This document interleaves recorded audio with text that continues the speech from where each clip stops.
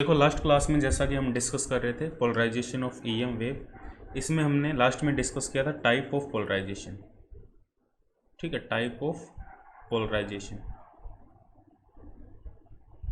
ठीक है, हमने टाइप ऑफ पोलराइजेशन के बारे में डिस्कस किया था और हमने ये डिस्कस किया था भाई there are 3 type of polarization. जो पोलराइज मतलब टाइप ऑफ पोलराइजेशन का मतलब जो लाइट है वो कितने टाइप से पोलराइज हो सकती है। ठीक है, हमने 3 टाइप डिस्कस किए थे। कौन कौन से थे हमारे पास? Plane polarise light, plane polarise light, दूसरी थी हमारे पास सर्कुलरली पोलराइज लाइट, और थर्ड था हमारे पास इलिप्टिकली पोलराइज। शॉर्ट में लिख रहा हूँ इनको। ये 3 टाइप की हमारे पास पोलराइजेशन है, प्लेन पोलराइज, सर्कुलरली पोलराइज और इलिप्टिकली पोलराइज लाइट। और हमने ये भी देखा था जो पोलराइजेशन है उसका फंडामेंटल सोर्स क्या है, मतलब पोलराइजेशन क्यों होता है। एक्चुअल में पोलराइजेशन क्या होता है, जो बहुत सारी ईएम वेव होती है, ईएम वेव के आपस में सुपर इम्पोजिशन से होता है, सुपर इम्पोजिशन। ठीक है, आपस में जब ईएम वेव सुपर इम्पोज करती है एक ही डायरेक्शन में चलती हुई, और उनकी जो स्टेट ऑफ पोलराइजेशन है वो डिफरेंट डिफरेंट हो सकती है। एक ही डायरेक्शन में चलती हुई जो वेव जब सुपर इम्पोज करती है, तो बहुत सारी ईएम वेव, एक देखो एक लाइट होती है, एक जो हमारे पास लाइट आ रही होती है उसमें बहुत सारी ईएम वेव होती है। ठीक है, और सुपर इम्पोज करवाने के लिए हमें कुछ ना कुछ मटेरियल चाहिए, कोई ना कोई, जिससे हम पोलराइजेशन प्रोड्यूस करने के लिए जो मटेरियल हमें चाहिए होता है वो एक्चुअल में क्या करवाते हैं, वो सुपर इम्पोजिशन करवाते हैं। ठीक है, जैसे हमने निकोल प्रिज्म के बारे में सुना हुआ है, और हम रिफ्लेक्शन से करवाते हैं। उसमें क्या होता है, एक्चुअल में ईएम वेव का आपस में सुपर इम्पोजिशन होता है। ठीक है, और वो एक ही फेज में कर देते हैं प्लेन। यदि हमें प्लेन पोलराइज लाइट चाहिए तो वो जो हमारे पास मटेरियल होगा जिसकी हेल्प से हम लाइट को प्लेन पोलराइज में कन्वर्ट करेंगे, प्लेन पोलराइज लाइट में कन्वर्ट करेंगे, वो मटेरियल क्या करेगा, वो उसको सभी ईएम वेव का जो इलेक्ट्रिक फील्ड है उनको सेम फेज में कर देगा, सेम डायरेक्शन में कर देगा। ठीक है, तो एक्चुअल में क्या होता है, सुपर इम्पोजिशन होता है वेव का आपस में, ईएम वेव का आपस में सुपर इम्पोजिशन होता है। और हमने सिंपल केस भी देखा था, जब दो वेव है हमारे पास, E1 equal to E naught E की power iota K Z minus omega T X cap. Cos में भी लिख सकते हो, साइन में भी लिख सकते हो, प्लस माइनस कुछ भी लिख सकते हो, तुम्हारी मतलब K Z plus omega T, K Z minus omega T, minus K Z plus omega T, कोई फ़र्क नहीं पड़ता। ठीक है, E2 equal to E naught E की power iota K Z minus omega T X cap. ये हमारे पास दो ईएम वेव है। ठीक है, दोनों का एम्पलीट्यूड सेम है और दोनों की स्टेट ऑफ पोलराइजेशन सेम है। स्टेट ऑफ पोलराइजेशन सेम होने का मतलब है दोनों सेम डायरेक्शन में ऑसिलेट कर रहा है। दोनों का जो इलेक्ट्रिक फील्ड का वाइब्रेशन है, जो इलेक्ट्रिक फील्ड किस डायरेक्शन में ऑसिलेट कर रहा है, वो एक्स कैप डायरेक्शन है, सेम है। जब दोनों का सुपर इम्पोजिशन होगा तो हमें जो फाइनल वेव मिलेगी वो भी एक ईएम वेव, वो एक पोलराइज लाइट होगी। ठीक है, वो एक पोलराइज लाइट होगी, क्योंकि यहाँ पे तो हमने दो ईएम वेव कंसीडर किया, ऐसी बहुत सारी ईएम वेव होगी जिनका आपस में सुपर इम्पोजिशन होगा, तो हमें एक पोलराइज लाइट मिलेगी। ठीक है, पोलराइज लाइट मिलेगी जिसका एक फिक्स एम्पलीट्यूड होगा, और वो एम्पलीट्यूड यहाँ पे 2E नोट होगा। ठीक है, यहाँ पे 2E नोट होगा क्योंकि फेज डिफरेंस जीरो है, यहाँ पे कोई भी फेज डिफरेंस नहीं है, यहाँ पे फेज डिफरेंस जीरो है, दोनों वेव के बीच में फेज डिफरेंस जीरो है। यदि फेज डिफरेंस अलग अलग हो तो एम्पलीट्यूड अलग अलग होगा, और वहाँ पे कंस्ट्रक्टिव या डिस्ट्रक्टिव इंटरफेरेंस होगा। कई जगह इंटेंसिटी इलेक्ट्रिक फील्ड की जीरो भी हो सकती है, कई जगह इलेक्ट्रिक फील्ड की इंटेंसिटी मैक्सिमम भी हो सकती है। वो डिपेंड करेगा दोनों ईएम वेव के बीच में फेज डिफरेंस क्या है। ठीक है, तो ये तो है हमारे पास प्लेन पोलराइज लाइट का केस। ठीक है, अब सर्कुलरली पोलराइज और इलिप्टिकली पोलराइज लाइट को हम कैसे प्रोड्यूस करें। देखो हमने कहा था भाई इंटरफेरेंस में दो कंडीशन, दो टाइप की इंटरफेरेंस है पोलराइजेशन के कॉन्टेक्स्ट में। ये जिसने लास्ट वीडियो नहीं देखी वो लास्ट वीडियो देखो। हमने ये कहा था भाई there are 2 type of interference in the context of polarization. There are 2 type of polarization, 2 type of interference, 2 type of interference in the context of polarization. In the context of polarization के context में interference के 2 type हो सकते हैं। एक interference कौन सा type का होगा, जिसमें स्टेट ऑफ पोलराइजेशन सेम हो, स्टेट ऑफ पोलराइजेशन सेम हो, और दूसरा different state of polarization, different state of polarization. ठीक है, डिफरेंट स्टेट ऑफ पोलराइजेशन का मतलब है दोनों इलेक्ट्रिक फील्ड है वो अलग अलग डायरेक्शन में वाइब्रेट करें। दो ईएम वेव हैं, एक का दोनों ट्रैवल तो एक ही डायरेक्शन में करनी चाहिए। ये तो मोस्ट जो हमारी सफिशिएंट कंडीशन है ये होनी चाहिए, दोनों वेव नेसेसरी कंडीशन ये होनी चाहिए, दोनों वेव एक ही डायरेक्शन में ट्रैवल करनी चाहिए। हाँ, यदि स्टेट ऑफ पोलराइजेशन डिफरेंस या अलग अलग हो उससे कोई फ़र्क नहीं पड़ता, उससे बस वो हमारे जो रिजल्ट्स मिलेंगे वो हमें डिफरेंट मिलेंगे। स्टेट ऑफ पोलराइजेशन डिफरेंट होने का मतलब एक इलेक्ट्रिक फील्ड इस डायरेक्शन में वाइब्रेट कर रहा है तो दूसरा इसके परपेंडिकुलर या इसी डायरेक्शन में ना हो, किसी एंगल पे हो सकता है, इसके परपेंडिकुलर हो सकता है। ठीक है, तो उसे हम कहेंगे डिफरेंट स्टेट ऑफ पोलराइजेशन। जैसे सेम स्टेट ऑफ पोलराइजेशन में एक ईएम वेव ट्रैवल कर रही है, दोनों का स्टेट ऑफ पोलराइजेशन इधर ही है, इलेक्ट्रिक फील्ड इधर ही है, E1 का भी इधर ही है, E2 का भी इधर ही है। डिफरेंट स्टेट ऑफ पोलराइजेशन में क्या हो सकता है, दो ईएम वेव ट्रैवल कर रही है एक ही डायरेक्शन में, जेड डायरेक्शन में, एक का इलेक्ट्रिक फील्ड इस डायरेक्शन में, एक का इलेक्ट्रिक फील्ड इस डायरेक्शन में। ये E2 है, ये हमारे पास E1 है। ये दो ईएम वेव है, ये सिंगल ईएम वेव मत समझना भाई, सिंगल ईएम वेव समझ लो, और ये एक ईएम वेव के दो इलेक्ट्रिक फील्ड परपेंडिकुलर डायरेक्शन में, ऐसा नहीं है, दो ईएम वेव है। ठीक है, दोनों एक ही डायरेक्शन में ट्रैवल कर रही है, इनका जो स्टेट ऑफ पोलराइजेशन है वो डिफरेंट है। तो हमारे पास टू स्टेट ऑफ पोलराइजेशन है, और हमने ये भी डिस्कस किया था भाई, जब सेम स्टेट ऑफ पोलराइजेशन हो, ठीक है, जब स्टेट ऑफ पोलराइजेशन सेम हो तो हमें जो रिजल्टेंट ईएम वेव मिलेगी वो हमेशा प्लेन पोलराइज लाइट ही होगी, वो हमेशा प्लेन पोलराइज ही होगी। ठीक है, और जब डिफरेंट स्टेट ऑफ पोलराइजेशन हो तो इसमें हमारे पास केस बनेंगे। ठीक है, डिफरेंट स्टेट ऑफ पोलराइजेशन होने का मतलब है E1 है हमारे पास E0 e की power iota K Z minus omega T X cap, E2 है हमारे पास E0 e की power iota K Z minus omega T plus phi, phase difference भी ले लेते हैं फाई वाई कैप, दोनों में मान लो फाई का फेज डिफरेंस है दोनों ईएम वेव में। ठीक है, सेम फेज में जरूर नहीं है हमेशा सेम फेज में होगी, सेम फेज में करने के लिए फाई को जीरो कर दो। ठीक है, तो ये हमारे पास दो ईएम वेव है जो डिफरेंट स्टेट ऑफ पोलराइजेशन। अब इसमें क्या क्या कंडीशन बन सकती है, क्या क्या केस बन सकते हैं। यदि फाई की वैल्यू हमारे पास जीरो, ये मैंने बता दिया था, 0 पाई 2 पाई 3 पाई 4 पाई ये सब कुछ हो फाई की वैल्यू, तो हमारे पास जो ईएम वेव होगी, जो रिजल्टेंट ईएम वेव होगी वो प्लेन पोलराइज लाइट होगी, वो प्लेन पोलराइज लाइट होगी। ठीक है, और यदि हमारे पास फाई की वैल्यू π/2 3 π/2 5 π/2 इनमें से कुछ हो तो हमारे पास जो लाइट होगी वो या तो सर्कुलरली पोलराइज लाइट होगी या प्लेन पोलराइज या इलिप्टिकली पोलराइज लाइट होगी, या तो सर्कुलरली पोलराइज हो सकती है या इलिप्टिकली पोलराइज हो सकती है। वो किस पे डिपेंड करेगा, वो डिपेंड करेगा यहाँ पे इनके एम्पलीट्यूड पे, दोनों के एम्पलीट्यूड पे, दोनों के एम्पलीट्यूड पे। यदि दोनों का ये हम मैथमेटिकली प्रूफ करेंगे, अभी मैं जस्ट लिख रहा हूँ, इसको अभी करेंगे, जस्ट इसके बाद ही प्रूफ करेंगे मैथमेटिकली। ठीक है, ये मैंने कल भी डिस्कस किया था। यदि प्लेन पोलराइज है, यदि फेज डिफरेंस ये है तो प्लेन पोलराइज होगी, यदि फेज डिफरेंस ये है तो या तो वो सर्कुलरली पोलराइज हो सकती है या इलिप्टिकली पोलराइज होगी। ठीक है, और वो डिपेंड करेगा एम्पलीट्यूड पे। यदि एम्पलीट्यूड सेम है, यदि एम्पलीट्यूड सेम है तो वो सर्कुलरली पोलराइज लाइट होगी। यदि दोनों का एम्पलीट्यूड डिफरेंट है, एम्पलीट्यूड उन दोनों का डिफरेंट है तो वो इलिप्टिकली पोलराइज लाइट होगी। ठीक है, तो ये हमारे पास केस है। और यदि फाई की वैल्यू इनके अलावा कुछ भी है, फाई की वैल्यू इनके अलावा कुछ भी है, 0 भी नहीं है, π/2 भी नहीं है, पाई भी नहीं है, 3 π/2 भी नहीं है, 2 पाई भी नहीं है, इनके अलावा कुछ भी हो फाई की वैल्यू, ये जो गिवन है वैल्यूज़, इनके अलावा कुछ भी हो तो जो लाइट है वो हमेशा इलिप्टिकली पोलराइज होगी, इलिप्टिकली पोलराइज। ये भी हम प्रूफ करेंगे मैथमेटिकली। ठीक है, ये लाइट है वो इलिप्टिकली पोलराइज होगी। समझ आ रही है बात। जब देखो, जब स्टेट ऑफ पोलराइजेशन सेम है तो उसमें तो सोचने की जरूरत नहीं है, वहाँ पे लाइट प्लेन पोलराइज होगी। जब स्टेट ऑफ पोलराइजेशन डिफरेंट है तो उस केस में हमारे पास फेज डिफरेंस का रोल आ जाएगा। फेज डिफरेंस यदि 0 पाई 2 पाई 3 पाई 4 पाई का है तो प्लेन पोलराइज लाइट होगी, ये हम प्रूफ भी करेंगे मैथमेटिकली।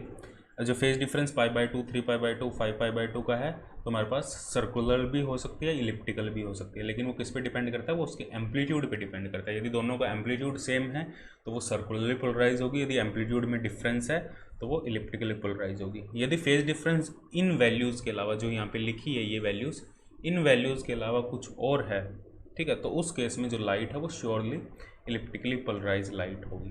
ठीक है, ये सब प्रूफ करते हैं, इसको मैथमेटिकली अपने प्रूफ करते हैं। ठीक है, सिंपल सा डेरिवेशन है, साइन की फॉर्म में लेके करूँगा मैं थोड़ा सा, उससे साइन का फॉर्मूला याद है, उससे इजी हो जाएगा, साइन का फॉर्मूला इजी है।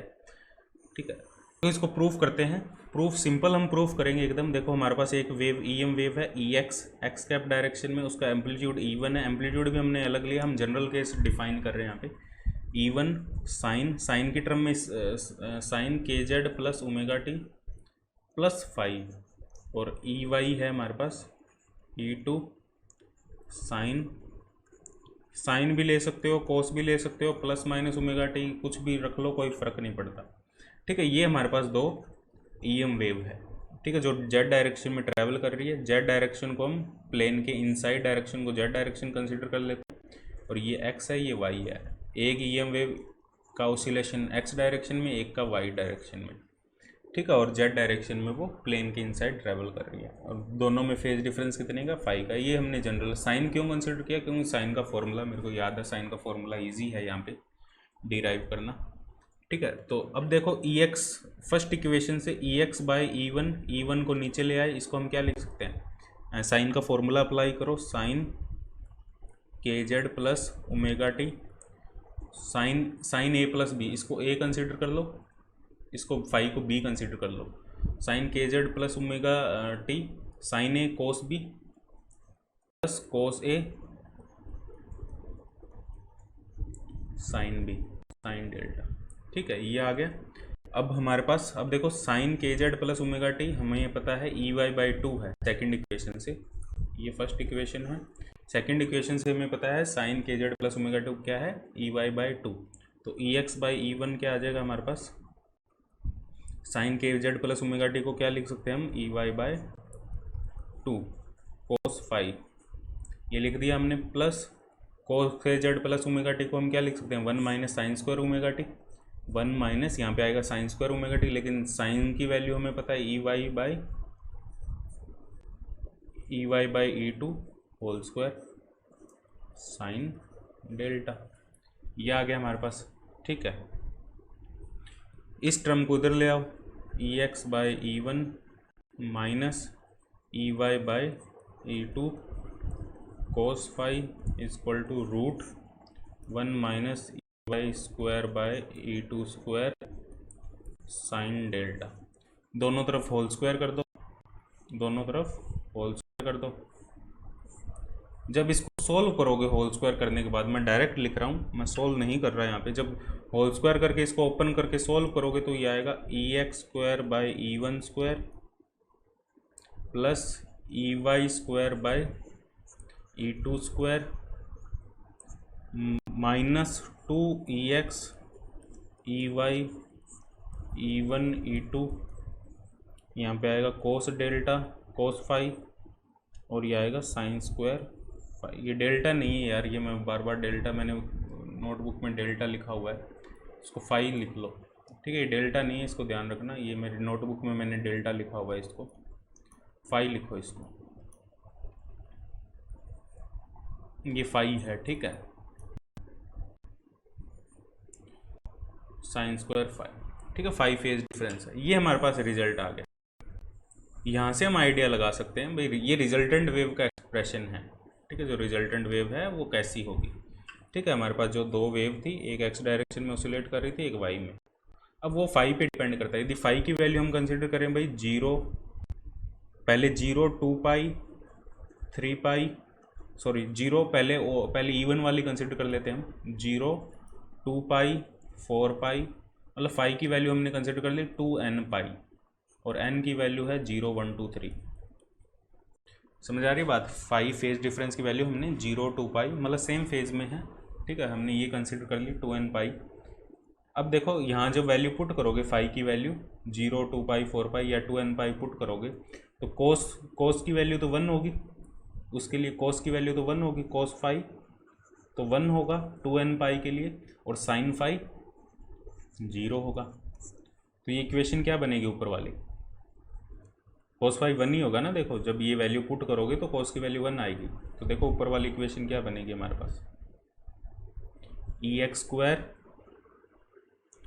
By E1 square EY square by E2² minus 2EX, समझ रहे हो ना, ये EX EY E1 E2 cos phi की value 1 equal to 0, equal to 0, sine phi की वैल्यू 0 है। इसको हम क्या लिख सकते हैं, ये क्यूब, ये जो हम इसको हम एक इक्वेशन की फॉर्म में लिख सकते हैं, EX by E1 minus EY by E2 का होल स्क्वायर, इसको ये लिख सकते हैं इक्वल टू 0। देखो इसको ये पुट कर सकते हैं, इस इक्वेशन को हम इसमें कन्वर्ट कर सकते हैं, ठीक है। इसको ओपन करोगे तो ऊपर वाली इक्वेशन ही आएगी। इसको हम क्या लिख सकते हैं, EX by E1 equal to EY by E2, और EY क्या आ जाएगा हमारे पास, EY आ जाएगा हमारे पास E2 बाई E1 EX। तो ये हमारे पास रिजल्टेंट वेव की इक्वेशन होगी। और ये किसकी इक्वेशन है, y equal to mx, m उसका y इक्वल टू mx, ये m उसकी स्लोप हो जाएगी, ठीक है, m उसकी स्लोप हो जाएगी। स्लोप क्या होगी, tan थीटा, और tan थीटा क्या होगा, E2 बाई E1, उसकी जो स्लोप होगी tan थीटा, और tan थीटा क्या होगा हमारे पास, E2 बाई E1।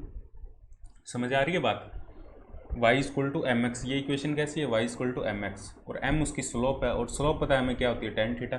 मतलब यहाँ से क्या होगा, जो रिजल्टेंट वेव होगी वो ये वेव होगी, और वो एक एंगल बनाएगी थीटा का, यहाँ से एक एंगल बनाएगी थीटा का, और उसका जो रिजल्टेंट एम्पलीट्यूड होगा, वो रिजल्टेंट एम्पलीट्यूड भी हम कैलकुलेट कर सकते हैं। यहाँ पे रिजल्टेंट एम्पलीट्यूड वो डिपेंड करेगा इनका इनिशियल एम्पलीट्यूड्स क्या है, E1 और E2, ये इनके इनिशियल एम्पलीट्यूड पे वो डिपेंड करेगा, ठीक है। तो थीटा हमारे पास है, मतलब क्या जो रिजल्टेंट वेव है वो एक्स एक्सिस से क्या एंगल बना रही है, थीटा है हमारे पास tan inverse E2 by E1, ठीक है। इनिशियल एम्पलीट्यूड पे डिपेंड कर रहा है, यदि इनका इनिशियल एम्पलीट्यूड सेम है, E2 और E1 की वैल्यू सेम है हमारे पास, तो थीटा आएगा हमारे पास tan इनवर्स 1, तो मतलब 45 डिग्री का एंगल बनाएगी वो, जो रिजल्टेंट वेव होगी, जो रिजल्टेंट EM वेव होगी, वो 45 डिग्री का एंगल बनाएगी एक्स एक्सिस से। तो ये कब है, जब हमारे पास फेज डिफरेंस दोनों वेव के बीच में 0, 2 पाई और 4 पाई का हो। अब यदि फेज डिफरेंस हम बात करें, पाई का हो, 3 पाई का हो, 5 पाई का हो, 7 पाई या 2n-1 पाई का हो, तो उस केस में कोस की वैल्यू तो हो जाएगी हमारे पास -1, और साइन की वैल्यू हो जाएगी हमारे पास 0। साइन की तो 0 हो जाएगी, कोस की -1 हो जाएगी। कोस की -1 हो जाएगी तो डिफरेंस क्या आएगा, सिर्फ इससे कैसे अलग होगा वो, साइन की तो 0 है, कोस फाई की हमारे पास -1 है, कोस फाई की -1 है तो ये प्लस हो जाएगी ये वाली टर्म, ठीक है। यहाँ पे देख पा रहे हो ये वाली टर्म है वो प्लस हो जाएगी हमारे पास, ठीक है। तो हमारे पास जो फाइनल इक्वेशन आएगी वो ये आएगी, EX² by E1² plus EY² by E2² plus 2EX EY upon E1 E2 equal to 0। तो इसको क्या लिख सकते हैं, इस इक्वेशन को, ये इक्वेशन आएगी हमारे पास फाइनल इक्वेशन। इस इक्वेशन को हम क्या लिख सकते हैं, EX by E1 plus EY by E2 whole square equal to 0, ये इक्वेशन लिख सकते हैं इसको, ठीक है। यहाँ से एक आइडिया लगा पा रहे हो क्या आएगी, EY हमारे पास आएगा minus E2 by E1 EX। तो स्लोप यहाँ पे ये वाली स्लोप m की वैल्यू नेगेटिव में होगी, यहाँ पे स्लोप नेगेटिव होगी, y नेगेटिव है, एक पॉजिटिव है तो एक नेगेटिव होगा, तो यहाँ पे हमारे पास ये सीन होगा,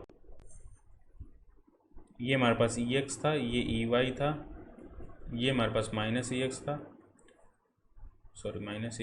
तो ये हमारे पास जो EM वेव होगी वो इस डायरेक्शन में होगी, ठीक है। ये हमारे पास एंगल होगा यदि एक्स एक्सिस से देखें हम, ठीक है। पहले इस डायरेक्शन में थी जब फाई की वैल्यू 0, 2 पाई, 4 पाई था, जब 3 पाई, 3 पाई, 5 पाई है, उस केस में हमारे पास ये मतलब पोलराइज जो लाइट होगी, ये दोनों पोलराइज लाइट है, ठीक है। इक्वेशन से ही पता लग रहा है, लाइन की इक्वेशन एक लाइन ही बनेगी, रिजल्टेंट लाइन होगी। इलेक्ट्रिक फील्ड का जो वाइब्रेशन है वो एक लाइन के लॉन्ग होगा, ये इलेक्ट्रिक फील्ड का वाइब्रेशन है वो एक लाइन के लॉन्ग है, ठीक है। तो ये भी हमारे पास प्लेन पोलराइज लाइट होगी यदि हमारे पास फेज डिफरेंस 0, पाई, 3 पाई, 4 पाई, 3 पाई, 5 पाई का हो। तो हमें यहाँ से पता लग रहा है फेज डिफरेंस यदि 0 हो, पाई हो, 2 पाई हो, 3 पाई हो, 4 पाई हो, 5 पाई हो, तो इन सभी केस में प्लेन पोलराइज लाइट मिलेगी।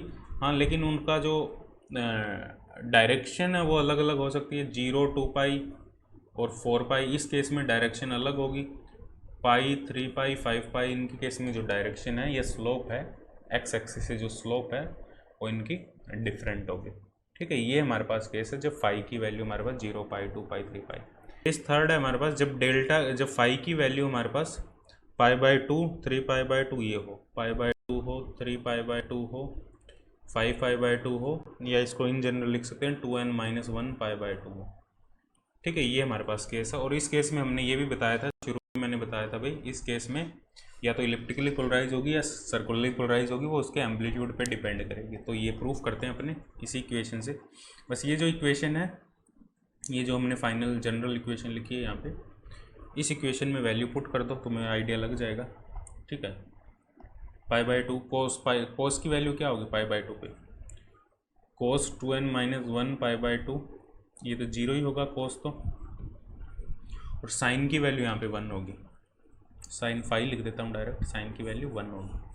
ठीक है, कोस फाई की वैल्यू यहाँ पे 0 होगी। तो इक्वेशन क्या आएगी हमारे पास, जो फाइनल इक्वेशन आएगी, EX² जब वैल्यू पुट करोगे, E1² EY² E2² माइनस आएगा या प्लस आएगा, कोस की वैल्यू 0 है तो 0 ही आएगा, ये तो ये इक्वेशन रहेगी नहीं, इक्वल टू 1। तो ये इक्वेशन होगी हमारे पास फाइनल। और ये किसकी इक्वेशन है, खुद दे सकते हो तुम, ये इक्वेशन है इलिप्स की। ठीक है, ये इक्वेशन है हमारे पास इलिप्स की इक्वेशन। तो हमारा जो शेप बनेगी वो इलिप्टिकल शेप होगी, जो लाइट होगी इलिप्टिकली पोलराइज लाइट होगी। एक जगह एम्पलीट्यूड ज़्यादा होगा, एक जगह एम्पलीट्यूड कम होगा। यदि एम्पलीट्यूड अलग अलग है, यदि एम्पलीट्यूड डिफरेंट है, E1 not equal to E2, तो इलिप्टिकली पोलराइज लाइट होगी। यदि एम्पलीट्यूड सेम है तो उस केस में EX² plus EY² equal to E², इसको E लिख दो, सेम एम्पलीट्यूड है। तो उस केस में हमारे पास जो लाइट होगी वो सर्कुलरली पोलराइज लाइट होगी। ठीक है, तो फेज डिफरेंस यदि हमारे पास pi by 2, 3 pi by 2, 2n-1 pi by 2 का है, तो उस केस में हमारे पास ये केस होगा, सर्कुलरली पोलराइज लाइट होगी, वो एक सर्कल को ट्रेस करेगी इस टाइप से। ठीक है, तो ये हमारे पास अलग अलग केस है। तो ये हमने केस डिस्कस कर लिया। इसमें यदि हम ये केस डिस्कस करें भाई, डेल्ट जो हमारे फाई की वैल्यू है केस 4, यदि वो फाई की वैल्यू हमारे पास पाई बाई 4 हो, फेज डिफरेंस पाई बाई 4 हो, मैंने ये भी कहा था यदि फाई की value 0, pi by 2, pi, 3 pi by 2, 2 पाई, इनके अलावा कुछ भी हो, इनके अलावा कुछ भी हो। ठीक है, अब देखो जब हमने ये कहा था भाई 0 पाई, 2 पाई, 3 पाई, 4 पाई, ये केस है जब 0 पाई, 2 पाई, तब तो प्लेन पोलराइज होगी। और पाई बाई 2, 3 पाई बाई 2, इसमें दोनों हो सकती है, सर्कल भी और प्लेन भी। ठीक है, इलिप्टिकल भी और सर्कुलरली पोलराइज लाइट भी, इसमें दोनों केस हो सकते हैं। ठीक है, थोड़ा सा इसको समझने की कोशिश करो, कंफ्यूज मत होना इसमें। देखो फाई की वैल्यू जब, इसको मैं थोड़ा समराइज कर देता हूँ, फाई की वैल्यू जब 0 पाई, 2 पाई, 3 पाई हो, इस केस में प्लेन पोलराइज लाइट। फाई की वैल्यू जब पाई by 2, 3 pi by 2, 5 pi by 2 हो, उस केस में या तो सर्कुलरली पोलराइज हो सकती है, इलेक्ट्रिकली पोलराइज हो सकती है, वो उसके एम्पलीट्यूड पे डिपेंड करता है। अब जब फाई की वैल्यू इनके अलावा कुछ भी हो, इनके अलावा कुछ भी हो, तो उस केस में वो हमेशा इलेक्ट्रिकली पोलराइज लाइट होगी। और वो तुम इस इक्वेशन से भी प्रूफ कर सकते हो। ये जो जनरल इक्वेशन है, यहाँ पे पाई बाई 4 रखना, तुम फाई की वैल्यू पाई बाई 4 रखना और देखना तुम इक्वेशन किसकी आती है, इलिप्स की आती है, सर्कल की आती है, कैसे आती है, या सिंगल लाइन की इक्वेशन आती है। ये इलिप्स की इक्वेशन, ये बेसिकली इलिप्स की इक्वेशन। फाई की वैल्यू यदि 0 पाई by 2, pi, 2 pi, 3 pi by 2, जो भी हमने केस डिस्कस किए, तीनों केस, इनके अलावा कोई भी फाई की वैल्यू तुम यहाँ पुट करोगे, तो ये जो इक्वेशन है वो एक इलिप्स की इक्वेशन। मतलब हम कह सकते हैं जो हमारी लाइट होगी सुपर इम्पोजिशन से, वो general light elliptically polarize light होगी। और ये जो plane polarize, circularly polarise light है, ये इलिप्टिकली पोलराइज लाइट का ही जनरल केस है, एक पार्ट है। ठीक है, जनरल लाइट होगी वो इलिप्टिकली पोलराइज लाइट होगी। और उस इलिप्टिकली पोलराइज लाइट के जो कुछ कंडीशंस यदि हम इम्पोज करें, फाई की वैल्यू ये पुट करें, फाई की वैल्यू 0 पाई 2 पाई 3 पाई या पाई बाई 2 3 पाई बाई 2, तो ये वैल्यूज़ पुट करें तो हमें या तो इलिप्टिकली पोलराइज लाइट या सर्कुलरली पोलराइज लाइट मिलेगी हमें, या प्लेन पोलराइज लाइट मिलेगी। मतलब प्लेन पोलराइज लाइट और सर्कुलरली पोलराइज लाइट हम इलिप्टिकली पोलराइज लाइट से ही प्रोड्यूस कर सकते हैं। ठीक है, ये है मतलब एक इलिप्टिकली पोलराइज लाइट, एक जनरल जो लाइट होगी, जनरल जो वेव होगी वो एक इलिप्टिकली पोलराइज लाइट होगी जब आप सुपर इम्पोजिशन के बाद। ठीक है, और उनके जो केस होंगे वो प्लेन पोलराइज और सर्कुलरली पोलराइज लाइट। ठीक है, बात समझ में आई। देखो इसको एक तरीके से हम और भी रिप्रेजेंट कर सकते हैं। देखो हमारे पास जैसे वेव है दो, इसको एक्सपोनेंशियल टर्म में हम कैसे लिखें, कई बार क्वेश्चन में एक्सपोनेंशियल टर्म में भी दिए होते हैं, तो तुम कैसे पहचानोगे कौन सी इलिप्टिकली है कौन सी सर्कुलरली है। ठीक है, इन एक्सपोनेंशियल टर्म, कई बार एक्सपोनेंशियल टर्म में दे देगा और तुम्हें पहचानना होगा कैसे एक्सपोनेंशियल टर्म में कैसे पहचाने भाई कौन सी सर्कुलरली है। देखो ये हमारे पास दो वेव है, एक तो E1 है, या EX लिख लो या E1 लिख लो। ठीक है, E1 लिख लेते हैं या EX लिख लेते हैं, या इसको ऐसे लिख लो यार, EX equal to E0 e की power iota KZ minus omega T, और इसको लिख देते हम एक्स कैप, और EY है हमारे पास E0 और E1 भी लिख सकते हो, या E1 E2 भी लिख सकते हो, एम्पलीट्यूड डिफरेंट भी लिख सकते हो, e की power iota KZ minus omega t y cap. ये दो हमारे पास केस है। ठीक है, EX और EY दोनों स्टेट ऑफ पोलराइजेशन डिफरेंट है।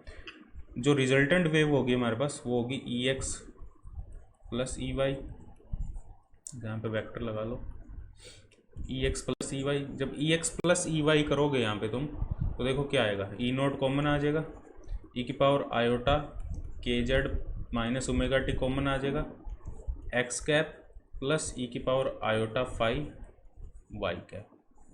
ठीक है, ये हमारे पास केस होगा, ये हमारे पास रिजल्टेंट वेव होगी एक्स कैप e की power iota phi Y cap. Amplitude हमने पहले से सेम लिया, एम्पलीट्यूड तुम अलग अलग भी ले सकते हो, यहाँ पे E1 और E2 आ जाएगा, फिर एम्पलीट्यूड अलग अलग लोगे तो एम्पलीट्यूड अलग अलग वाला केस करते हैं हम यदि, चलो वो बाद में कर लेंगे एम्पलीट्यूड अलग अलग वाला। ठीक है, एक बार हमने सेम एम्पलीट्यूड लिया और ये दोनों में फेज डिफरेंस है फाई का फेज डिफरेंस है, और हमें पता है यदि फाई का फेज डिफरेंस 0 हो, पाई हो, 2 पाई हो, 3 पाई हो, 4 पाई हो, ये कोई भी केस हो, तो उस केस में हमें लाइट कौन सी मिलेगी, प्लेन पोलराइज लाइट। तो फाई की वैल्यू यदि इनमें से कुछ है तो हमारे पास e की पावर आयोटा फाई की वैल्यू क्या होगी, 0 के लिए 1 होगी, पाई के लिए -1 होगी, 2 पाई के लिए 1 होगी, 3 पाई के लिए -1 होगी, तो मतलब e की पावर आयोटा फाई की वैल्यू +-1 होगी। तो उस केस में हमारे पास जो लाइट प्लेन पोलराइज लाइट है उसकी इक्वेशन क्या आएगी, with same amplitude E0 e की power iota KZ minus omega t x plus minus iota x plus minus y cap. ठीक है, तो ये हमारे पास ये प्लेन पोलराइज लाइट होगी जिसका एम्पलीट्यूड सेम है, ये हमारे पास प्लेन पोलराइज लाइट होगी। ऐसी दो लाइट का सुपर इम्पोजिशन हुआ है जिनका दोनों का एम्पलीट्यूड सेम था इनिशियली और फेज डिफरेंस इनमें से कोई था। ठीक है, उसकी ये हमारे पास इक्वेशन होगी। यदि फाई की वैल्यू हम π/2 3π/2 पुट करें, π/2 3π/2 5π/2, उस केस में e की पावर आयोटा फाई की वैल्यू क्या होगी, cos phi plus iota sine phi. π/2 पे ही देख लो सभी निकल जाएगी, कोस π/2 0 और ये 1, तो आयोटा हो जाएगी इसकी वैल्यू, e की पावर आयोटा फाई की वैल्यू हो जाएगी आयोटा। ठीक है, अब आयोटा वैल्यू होगी तो हमारे पास जो रिजल्टेंट वेव होगी उसका जो रिजल्टेंट वेव की इक्वेशन होगी वो होगी E0 e की power iota KZ minus omega t x plus iota y. ठीक है, बात समझ आई। यहाँ पे इमेजिनरी टर्म आ रही है।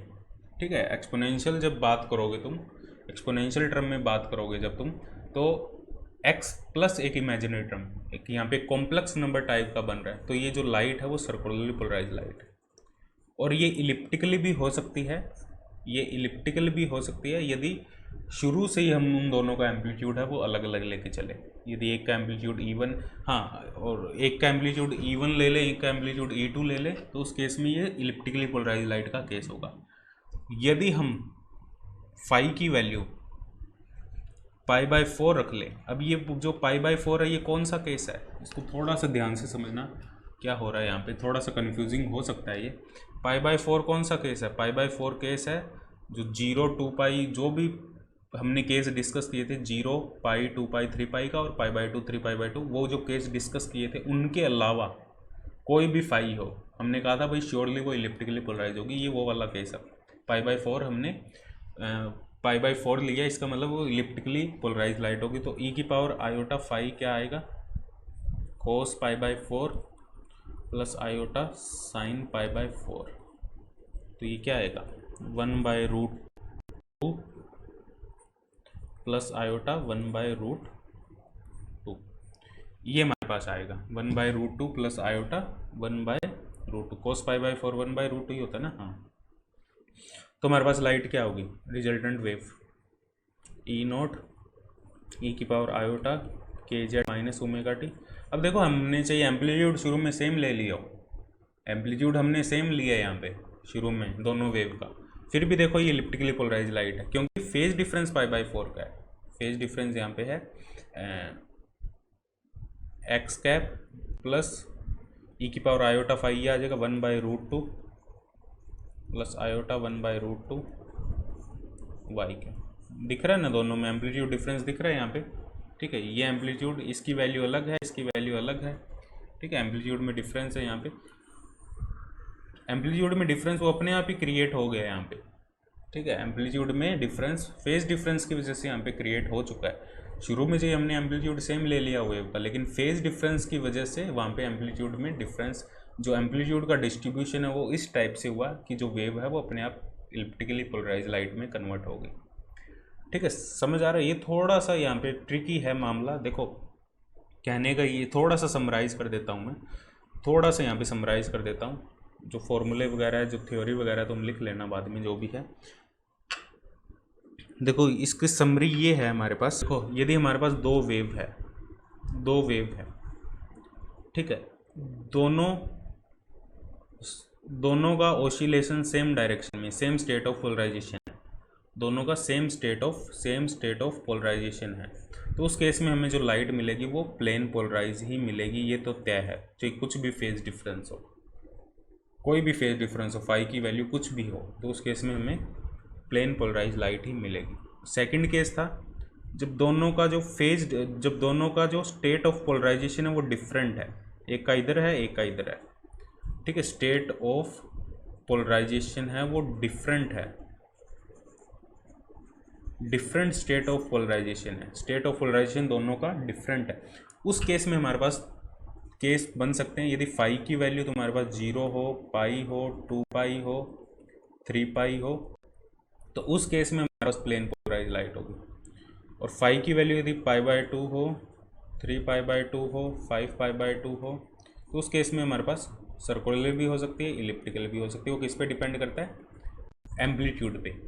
यदि एम्पलीट्यूड सेम है तो सर्कुलर होगी, यदि एम्पलीट्यूड अलग अलग है तो इलिप्टिकली होगी, ठीक है। अब यदि एक केस इसमें और बन सकता है, यदि फाई की वैल्यू इनके अलावा कुछ भी हो,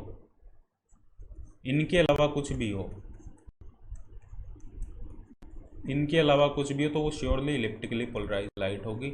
और ये एम्पलीट्यूड, फिर एम्पलीट्यूड से लेना देना नहीं है, चाहे शुरू में एम्पलीट्यूड सेम रहा हो नहीं रहा हो, एम्पलीट्यूड का लेने देना कब है? जब ये केस है, बीच वाला जब केस है तब एम्पलीट्यूड का फर्क पड़ेगा। यदि बीच वाले केस में हमारे पास π/2, 3π/2, 5π/2 वाला केस है, फेज डिफरेंस ये है जब, तो उस केस में एम्पलीट्यूड डिसाइड करेगा whether it is circular polarise light और इलिप्टिकली पोलराइज लाइट, ठीक है। जब हमारे पास फाई की वैल्यू 0, π/2, π, 3π/2 इनके अलावा कुछ भी हो, तो उस केस में हमें एम्पलीट्यूड से मतलब भी नहीं है, उस केस में जो लाइट है वो इलिप्टिकली पोलराइज लाइट होगी। इसको मैंने एक्सपोनेंशियल फॉर्म में भी लिख दिया कैसे रिप्रेजेंट करेंगे, और इसको मैंने डायरेक्ट भी प्रूव कर दिया यहाँ पे, ठीक है।